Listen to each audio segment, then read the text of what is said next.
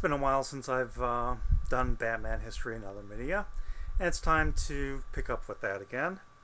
And then I'm going to be talking about, hands down, my favorite Batman movie, Batman Returns. But before I do that, let's do a little recap. The first Batman movie came out in June of 1989, and Batman Returns was released in June of 1992. Now again, this one came out in 89, and just a little backstory. The reason I do these is, to show how the movies influence the comics and other mediums. Because if you're going to watch an older series or movie, you have to respect the time period it was made in, understand that time period, at least have an inkling of knowledge of this time period, and respect what it influences later on. A lot of movies were superhero movies during this time period of the late 80s and 90s were going with the Burton-esque style of cinematography and style of doing things. The 90s Flash TV series certainly picked up on the Burton style of doing superheroes. This series even has Danny Elfman doing some of the music, and there's very Burton-esque elements to this series, which in some ways kind of hurt the show, but I like this show for what it is, and it's very worth checking out. Other movies were, going in with the Burton style. The Punisher with Dolph Lundgren, is somewhat in that vein. Crow kind of is. But the point is that for a while, superhero movies were taking on the Burton style of doing superhero movies, and same for TV shows. It's not until later superhero movies and later Batman movies that this changes. But again, the style that this is presenting, as I talked about with my review of this, with the 1930s and the late 80s, was influential to other things, because this very much is influenced by Tim Burton's Batman movies, and it picks right up with the style of how he does his movies. You would not have this without this. If you love this, you have to accept that it came from the popularity of this. Again, this is the second Tim Burton Batman movie. Michael Keaton returns, and again, it's my favorite. Batman movie of all. It's my favorite Batman movie of all time. And we get here Tim Burton unleashed. He's already proved himself with the serious Batman movie, and he's given control for this Batman movie, for better or for worse.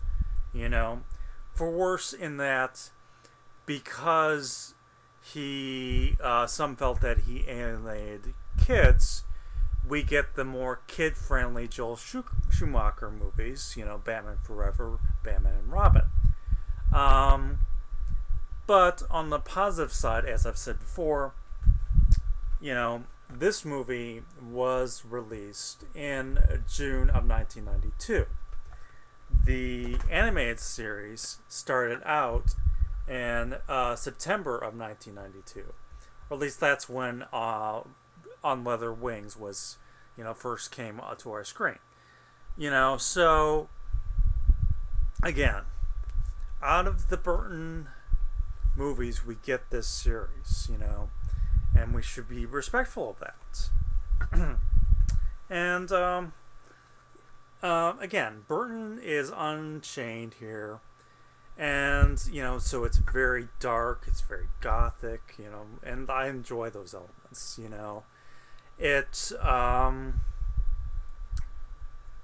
and it's pulling from elements from the 30s as well as the late 80s and the 90s.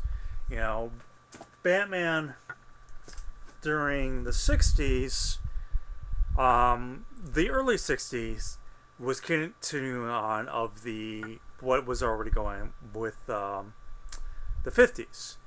In the 64, we get the new look Batman, and even before the Adam West series was going on, we get a little bit of campy elements. And when the show ended, we get, more serious Batman with the 70s. And this continues on with the 80s and early 90s. So we get in comics, a more serious Batman. And, already in comics with the 80s, we have such stories as Dark Knight Returns, the Frank Miller story, with, the possible future of Batman. We get, later on, Batman Year One, as well as Killing Joke, and, Death in the Family. I'm sorry. I don't want to confuse you with a later title. Barbara Gordon crippled, Jason Todd killed. We get these, more darker Batman stories in the late 80s. So, in comics, Batman is already in the dark place with the late 80s. And it's not until a little bit later in the 90s that we get, Tim Drake showing up. And, Batman, changing. And, in fact, for the TV series, although it's, is Dick Grayson is wearing Tim Drake's more unique Robin costume. But I'll talk about that more when we get here. So, as we see, Batman comics are already in a dark place. And this movie is in tone with that. And, Michael Keaton returns here, and, he's... we don't get too much of the Bruce Wayne persona here as we did earlier. In the earlier movie, it was more of the weird, billionaire. We get little bits of elements, but not so much. Because there isn't actually a lot of Bruce Wayne in this movie. He's mainly Batman. But there's still a conflict of the person I am without the mask and person I am in the mask. And that's his theme that's going to continue on in this movie. And I'm going to talk about that in a little bit here. But we get a little bit of the public face Bruce Wayne. But we mainly get him, he's just sitting there in the mansion until the signal pops up. And then, here again, we have a Batman that kills. But again, the early 30s, Batman on the war on crime was willing to take a life. So it's tapping into that. And, a lot of superheroes took lives during this time period. Not just with Punisher or Crow, but, it's typical action movie style. That the hero has to defeat and kill his enemy. That's typical with 80s and 90s movies. So it's not surprising that Batman is going to take life and straps a bomb on a character and is happy to let this person explode and die. And, in the first movie, we got Joker. In this movie, we get a circus, so Gordon has the line that the circus is back in town. In the first movie, we got the Joker. In this movie, we got a crazy carnival. So it's trying to continue on the element of an extravagant, clownish character. Here it's more of a criminal circus. And this is the first time that it's been associated with Penguin, and I'll talk about him in a minute. But we get the sort of darker circus, and we get this is the Christmas elements. In fact, we get, as I'll talk about, the Christ elements here, and we also see the inklings of what's going to later inspire Nightmare Before Christmas. Even Danny Elfman's music is a little bit of a precursor to this. So again, Batman here, he's more established as a character. In the first movie, we know who this Batman is, so we know what to expect here. But as I talked about with this earlier movie, it's a little bit more of the silent Batman. He does not always talk as much. Sometimes he talks to himself a bit. And, this is probably picking up a little bit from Die Hard. The character who talks, although he's talking to himself, he's of course actually talking to the audience, or rather talking with the audience. With the first Die Hard movie, he's talking with the audience, and his jokes are deliberately fourth wall breaking, even before there was a Deadpool, deliberately fourth wall breaking so that the audience laughs at him. Come out to, California, we'll have a good time. He's deliberately saying this to the camera to elicit a laugh from the audience. With the second Die Hard movie, it was almost as if it's mocking the audience, so it didn't quite feel the same sort of talking with the audience feel. So here we kind of get that with this Batman, that he's heading towards a narrow alley with the Batcar, and he wants the part of the car to separate. He's trying to push the button to do this, and he's saying, talking with the audience, okay, now I'm worried. It's not exactly a comical line, but it's an element, like I said, talking with the audience here. So we get little bits of that with this Batman, and a little bit of the shades of what the mask is for Batman, that he's the crime fighter, and that outside of the mask he's Bruce Wayne, the a little bit of the playboy. We see a little bit more of the business Bruce Wayne here, I would say. That he's the businessman that's trying to benefit the society and help the society.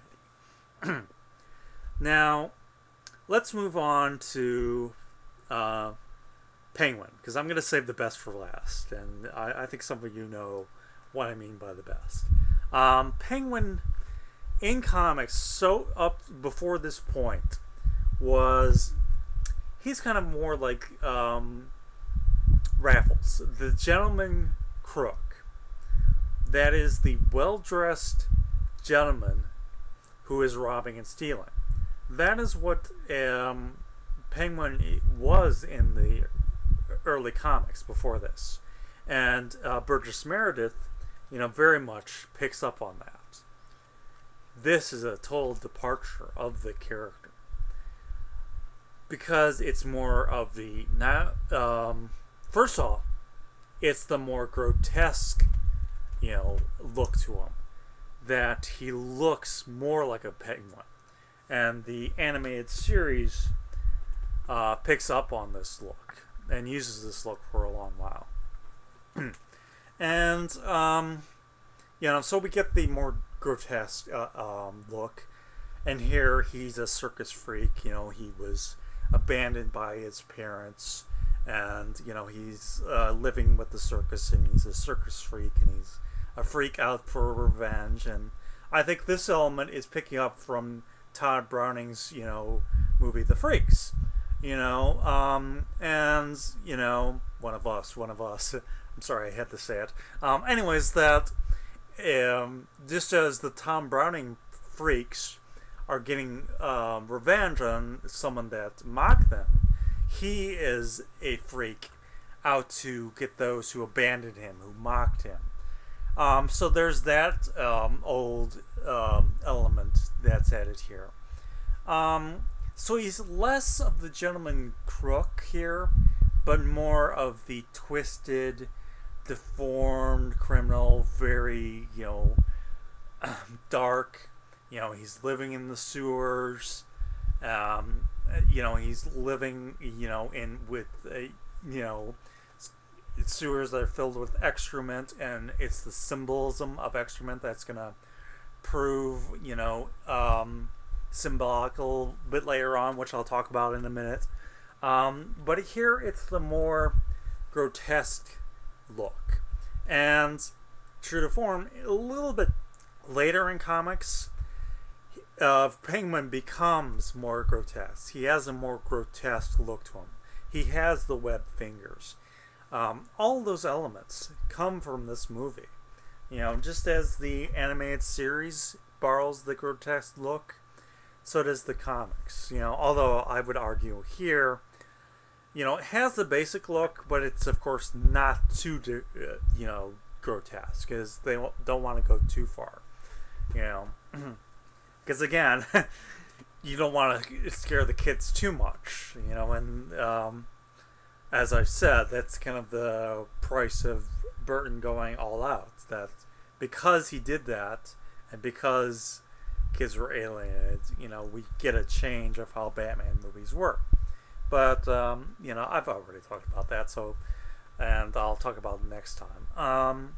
So anyways, we get that element here with Penguin. And now, again, last and certainly not least, my all-time favorite Batman villain or villainess, Catwoman. And that's one of the elements I like about this movie. It's dark, it's gothic, it's twisted, and it has my favorite Batman villain, Catwoman. Here played by Michelle Pfeiffer. Julie Newmar is still the ultimate Catwoman, and she's number one on the list of actresses that play Catwoman. For me, Michelle Pfeiffer is number two, the second best Catwoman actress. Anne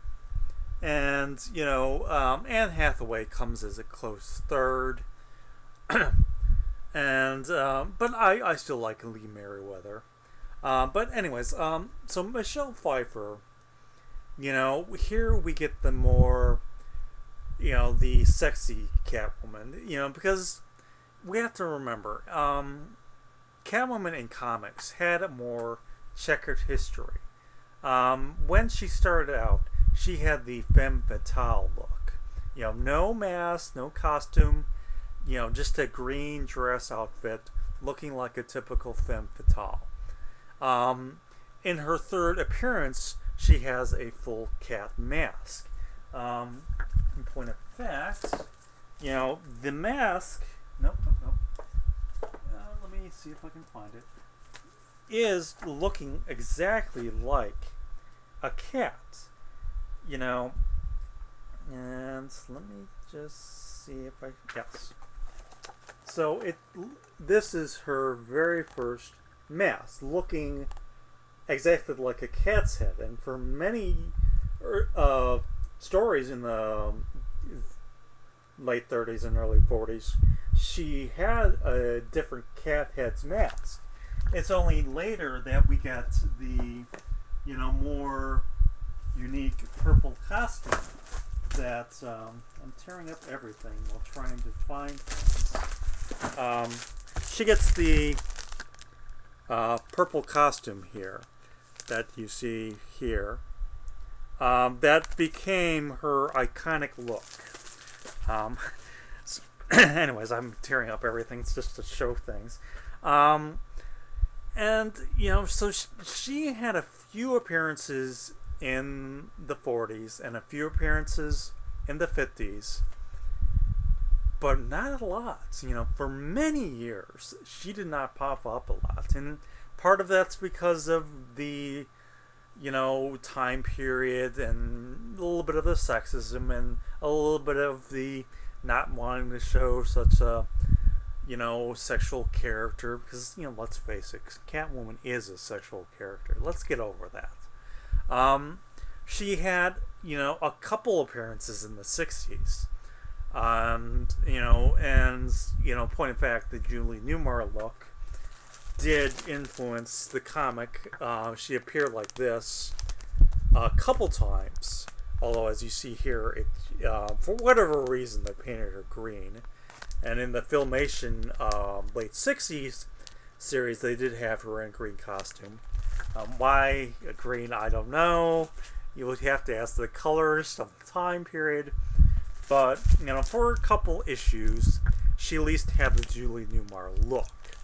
Later on, for the 60s, she had a more unique look before going back to her classic purple costume. And then we get the movie-inspired costume. And then, first we get, this costume at the end here, which is, based off of this one right here, which comes from year one. And then we get the all-purple costume before, constantly changing. I could have a whole video about Catwoman, and maybe at some later point I will. Because like I said, she is my favorite Batman villainess, So, for the late 30s, the 50s and 60s, she doesn't have a lot of appearances. She has a little bit more during the 80s, and also the 70s. And, she gets more appearances a little bit later on than she did earlier. And again, that's just because of the time period and so forth. She is probably the most predominant of the female foes for Batman. It's not till the mid-60s that we get Poison Ivy. And it's not till the 1990s that we get Harley Quinn. Not to mention all the other, various female Batman villains I could list. But she is the number one female Batman villain. Just as Joker is the number one Batman foe, she's the number one female Batman villain. But anyways, point is, we're going here with the more, tight-fitting costume, and even her body movements are very cat-like, when she's laying on the bed and, moving, her body movements are like a cat, even when she bathes herself, licking her hand and, rubbing her head, very cat-like movements. Here, Catwoman's origins and backstory, it's always changed. Just as a cat always changes. Here, she starts out as a more mousy secretary. And, who her boss is, I'm going to talk about in a minute. A mousy secretary, very put upon. And, she shares an idea, but she belittles herself because she feels it's a stupid idea. She keeps calling herself a corn dog. She keeps putting herself down. She reminds herself when she, gets home from work that, oh yes, I'm not married. And she has very girly things. She has the dollhouse. She has a neon sign, hello there. She has trouble dating, and, she's, have messages from her mother, and, very girly things. But then she has a total change in who she is when she becomes Catwoman. And this is symbolized, first, when she's pushed out off the building, and she's on the ground, she gets a sort of baptism with the cats surrounding her, and which is used for the worst Catwoman movie ever. Only there, it's a cat bringing her back to life and breathing on her. But the less I talk about that awful movie, the better. And well, I mentioned this, and I'm talking about Batman-related things. I am not going to review the Halle Berry Catwoman movie because it was awful and terrible, and I hate it. Okay, I'm sorry, I do, and I'm not going to talk about it anymore. So, anyways, she gets the baptism with the cats, and as soon as she gets home, she has a total transformation. She spray paints and destroys the dollhouse. She destroys the hello there and turns it into hell here.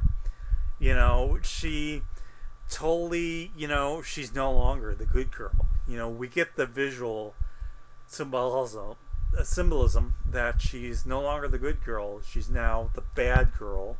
She's, now the damaged person. She's now the broken person. And, she's also, when she puts on the suit, more liberated. And when a mugger is going to rape a woman, she stops the rapist and marks up her face, but she does not protect the woman entirely. She, in fact, puts her down. Here you are waiting for some Batman to save you. I am Catwoman, hear me roar. Making a parallel of the slogan, I am woman, hear me roar. So she's a more liberated character. Earlier, when she's saved by Batman from being assaulted by a clown, she steals the taser or whatever. And, in fact, this taser she's going to keep using later on. And, even tasing the guy is almost like she's doing something naughty. Like she's a little girl, breaking the rules. So it's kind of fun that she's breaking the rule by tasing this guy. He can't stop her, but she's breaking the rule, by tasing him. And she laughs about it. Because, she giggles about it, I should rather say, because she's the little girl breaking the rule here. But then, when she becomes Catwoman, she's not afraid to break the rules at all. She goes to a store and tears it apart and destroys it and is proud of it. And, she revels in being liberated. And, in this version, we see much more of she can die and survive death.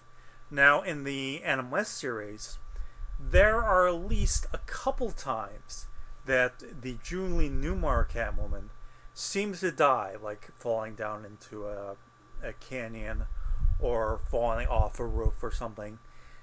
But we don't see the body, and we don't know if she's going to come back. And Batman, ponders, well, cats have 9 lives. Maybe she'll come back, and she does return, and, her death in this earlier episode is never referenced. So we get a sort of half-hearted 9 lives, can survive death in the Adam West series.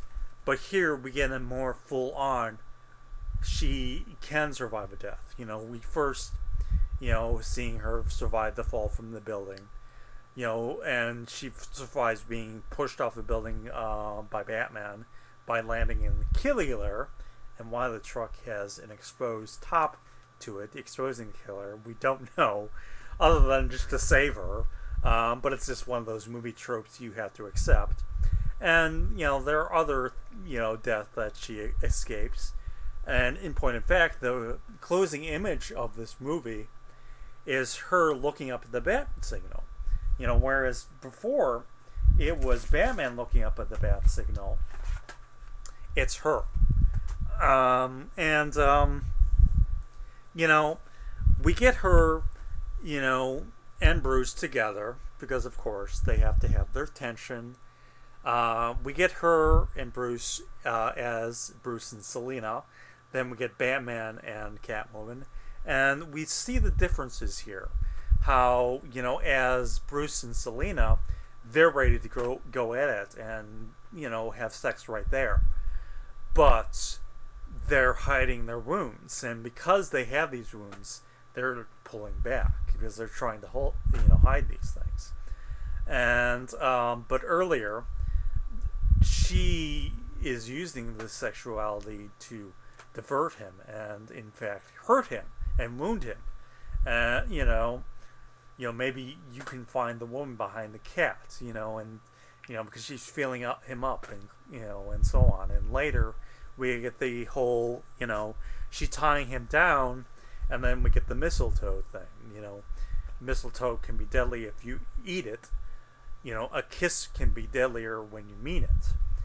Which is repeated later on when they see each other at the costume ball.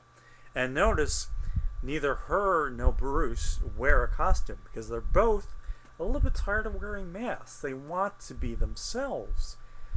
But in some ways, they don't know who they are underneath these masks. For Bruce, it's he has the Batman mask that criminals fear, which is, somewhat of his true self. Then we get the Bruce Wayne mask, the playboy, the rich businessman, etc. And we get him wondering, where am I in this? Where is my true self in this? So he doesn't feel like wearing a mask to this ball, And Catwoman is the same thing. She starts out as the mousy, girly, person. Then she becomes the more dangerous, the more wants to break the rules, Catwoman. But where is her true self in all this? What's her true face? And both of them have this conflict of identity going on with each other. Penguin, a little bit does, because once he learns his true name, he wants to kind of become the respectable citizen and, become mayor and become highly regarded as mayor. But I would argue that the conflict of identity is not as much played on with him. Because underneath it all, Penguin knows who he is. He knows he's a freak. As he said to Batman at one point, you're just jealous because I'm a genuine freak and you have to wear a mask. So even when he's trying to be the respectable, person, the freak element is still there. He can't get rid of that. So of all of them, it's the, he knows his true self, that he is a freak. When he tries to be respectable, he comes to realize very soon that this isn't real. This isn't me. This isn't who I am. And, so he does not have as much the conflicts of identity. And I'm going to talk about more of this in a little bit. Now, I'll talk about two villains. Let's talk about the third important villain, Max Shreck, played by the great Christopher Walken. And here we get a theme that the animated series picks up on. That, yes, maybe a character in a colorful costume or, extravagant costume can be a villain, but a person in a business suit can be just as much of a villain. And this is an element very much used in the animated series. Take for example Roland Daggett. He is the, businessman who is a criminal, even though he doesn't look like it, because he looks like a respectable businessman. So Max Shreck is the seemingly respectable businessman wanting to have a power plant, but underneath it all, he is the villain. And something else I wanted to talk about earlier. Here we see a conflict between him and Penguin, and the sort of conflict of the symbolism here, that we have money on the one hand and we have excrement on the other hand, and that, you know, these two things come, you know, blended together, and just showing that money is just as much excrement as is excrement. They're both, the one, we get the sewers and the vileness, and then the seemingly, respectability with the business and the money, but the seemingly respectableness is just a mask for the excrement underneath. The sewers is what the sewers is. A place for excrement, urine, etc. The business here seems like it's respectable, but underneath it all, it's just still urine and excrement. So we get these, symbolisms here. So Penguin and Max Schreck seemingly work together in conjunction with these themes and these, imageries that join to each other. Because Max Schreck, in some way or other, influences both of these. With Penguin, it's that he wants to get, Max Schreck wants to get his power plant, but the mayor is not going to back him. So he wants a mayor that will back him. So Schreck gets, Cobblepot here, i.e. Penguin, to run as mayor so he can have his power plant. With Catwoman, it's that she finds out the truth, that the power plant is in name only, that it's going to store power, not give it out. And, it's kind of weird what this is. He says that it's going to be a legacy for his son Chip. And maybe what it is here is that he's going to have a power plant, and it's going to gather power and store it. And maybe what it's going to be is that he wants control of all the literal power of Gotham City, and that he wants to sell it. That he's going to gather all the power and sell it off. If you want power, you have to go through me. I think maybe that's what he wants for his, power plant. It's not explicitly stating, and I'm kind of going off of my own theory here, except it at, your own, take it for your own, what you want to have, make of it what you will, I should say. That's my theory of what he's trying to do, that he wants to have control of literal power. He has what he feels power in terms of money. He wants literal power with energy, electricity, and so on, so that he can sell it off. Again, that's my reading of what he wants here. It's not clearly stated. But again, we see how this newly created character, who's named after the actor who plays Nosferatu, or rather Dracula, or Count Orlok for the Nosferatu movie, the silent movie. We get this new character, and he's a villain, but he doesn't look like a villain. He looks respectable, and it's an element that's picked up later on. And it's something else that we see with the 80s. Because let's remember, in the mid-80s, when Superman changed, what is Lex Luthor? He's a respectable businessman who is hiding his true evil nature. It's the complaint about corporate America, and big business that we still go through. So, we have this already in comics with the businessman Lex Luthor.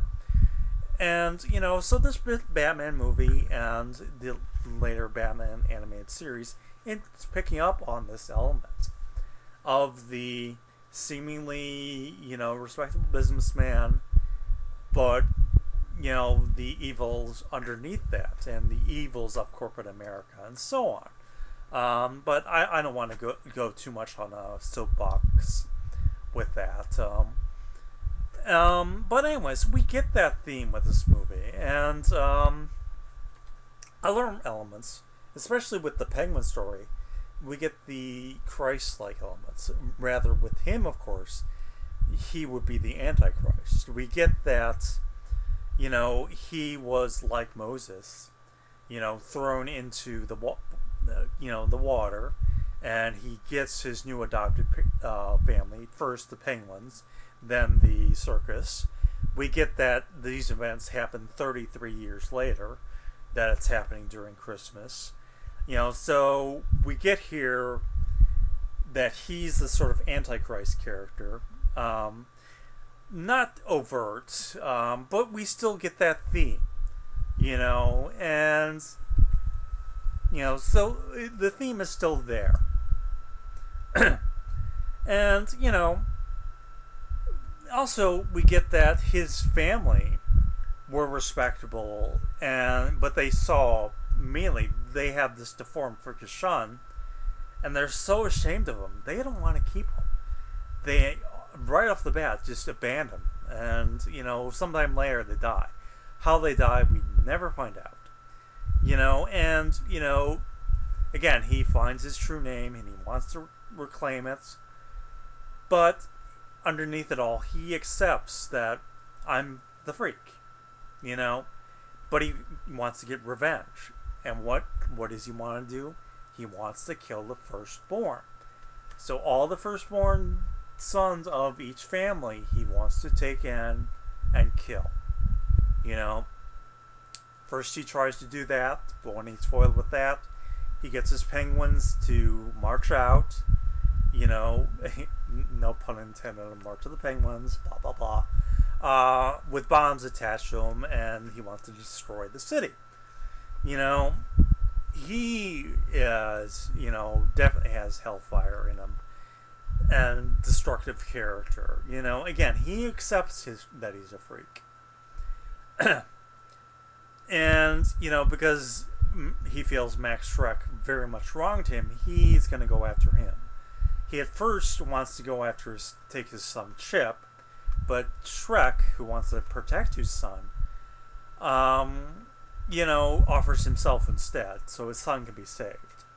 And, we have to presume that Chip, who survives all this, is going to not really be any different than his father.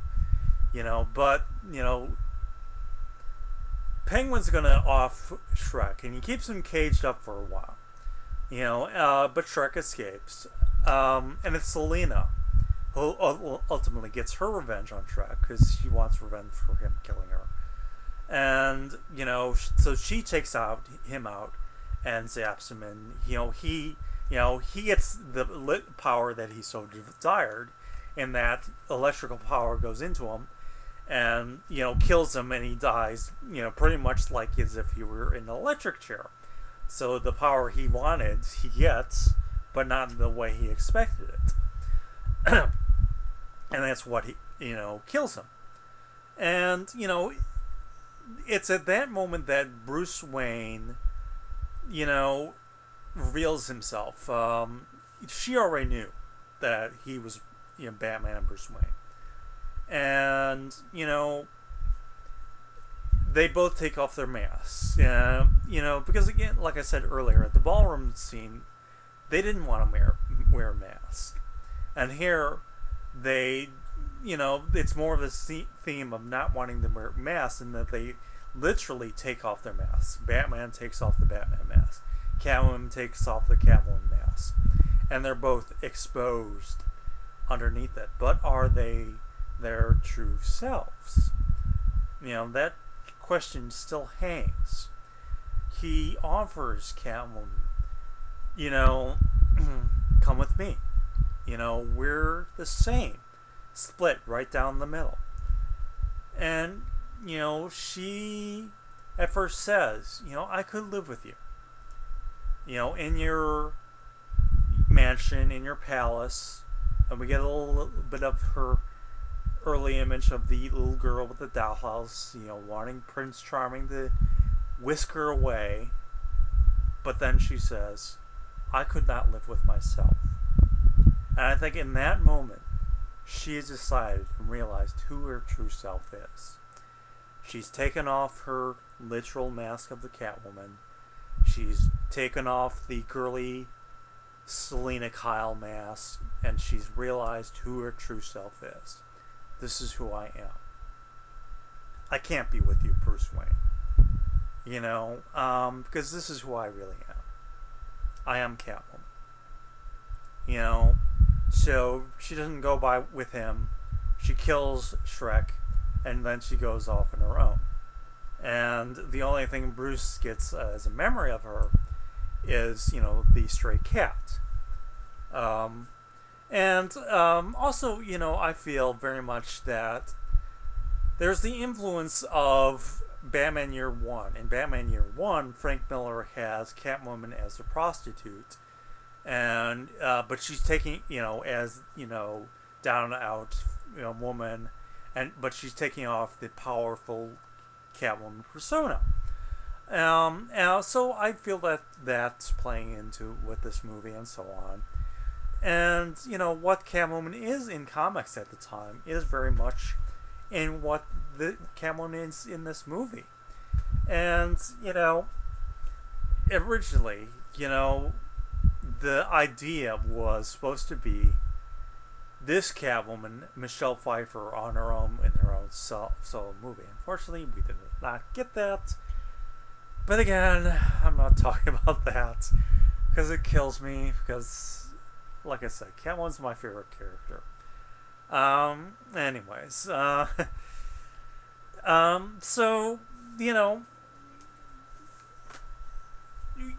we get the exposing of the true identities that Penguin, all the while, he already knew that he was a freak.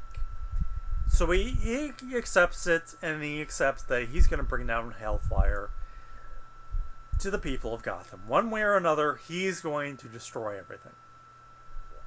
Selina Kyle